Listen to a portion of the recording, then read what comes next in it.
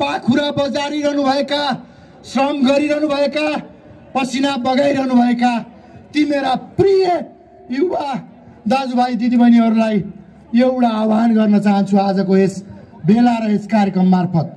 84 मा प्रिय दाजुभाइ दिदीबहिनीहरू, यहाँ एम्बुलेन्स आवश्यक भएको हुँदा एम्बुलेन्सका चालक साथीलाई मञ्च पछाडि आइदिनु हुन म हार्दिक अपील गर्दछु। प्रवासमा रहने प्रिय युवा दाजुभाइ दिदीबहिनीहरू, 84 मा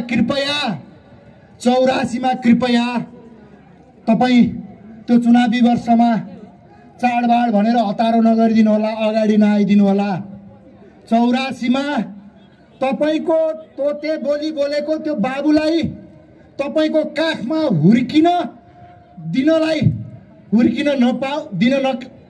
नदिएका यिनीहरू सम्झेर वृद्ध सभापति नहुँदा खल्लो भएको छ। चितवनले यति माया गर्ने, यति प्रेम गर्ने सभापति आडमा यो कार्यक्रममा नहुँदा खल्लो भएको छ। मलाई 12बाट फर्किँदै गर्दा सिमारा एयरपोर्टमा त यिनीहरूको निगरानी नै हुन्थ्यो क्यारे। 15 मिनटको त्यो फ्लाइटमा सँगै प्लेनमा हुँदै गर्दा सभापतिज्यूले एउटा शब्द भन्नुभएको छ। म त्यो शब्द चितवनवासी प्रिय बुवा आमा दाजुभाइ दिदीबहिनीहरूलाई साट्न चाहन्छु। त्यो शब्द भनेको यो समय पनि बितेर जानेछ भन्नुभएको थियो। यो समय पनि बितेर जानेछ, आउनेछ नयाँ सुनौलो दिन, हामी सँगै सभापति हुने दिन आउनेछ। यो समय पनि बितेर जानेछ। यिनीहरूको चाहिँ यो समय बितेर जान हामी दिने छैनौँ। यो 35 वर्ष काण्ड बचाउनेका समय सजिलै बितेर जान दिने छैनौँ।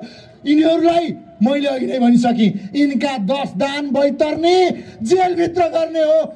धन्यवाद। जय देश, जय चितवन, जय घन्टी। धन्यवाद गर्दछु माननीय शिशिर खनालज्यू। र त्यस्तै यहाँ चौरमा कतै मोबाइल हराएको छ भन्ने मैले सूचना पाएको छु। कृपया आइफोन कसैको हराएको छ भने अगाडि स्टेजमा सम्पर्क गरिदिनु होला। अब भने म माननीय अशोक चौधरीज्यूलाई आफ्ना भनाइहरू राखिदिनु हुन हार्दिक अनुरोध गर्दछु। अबको क्रममा कार्यवाहक महामन्त्री कविन्द्र बुर्लाकोटीज्यूलाई पनि तयारी अवस्थामा रहिदिनु हुन म हार्दिक अनुरोध गर्दछु।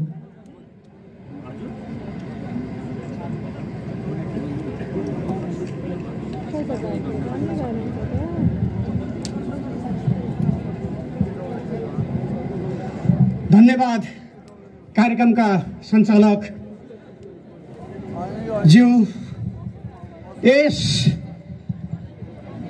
राष्ट्रिय स्वतन्त्र पार्टी जनयात्रा कार्यक्रमका सभा अध्यक्षज्यू, कार्यक्रममा उपस्थित हुनुभएका हाम्रा केन्द्रीय उपसभापति आदरणीय मान्य डाक्टर सोरिमगलेज्यू, यस कार्यक्रमका संयोजक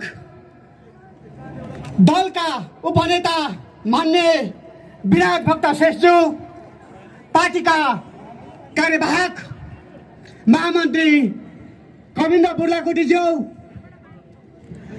मान्य सदस्यज्यूहरू, पार्टीका केन्द्रीय सदस्यज्यूहरू, यस कार्यक्रमलाई सफल बनाउनको निम्ति पाल्नुभएका पार्टीका विभिन्न तह तब्कामा रहनुभएका घन्टी मित्र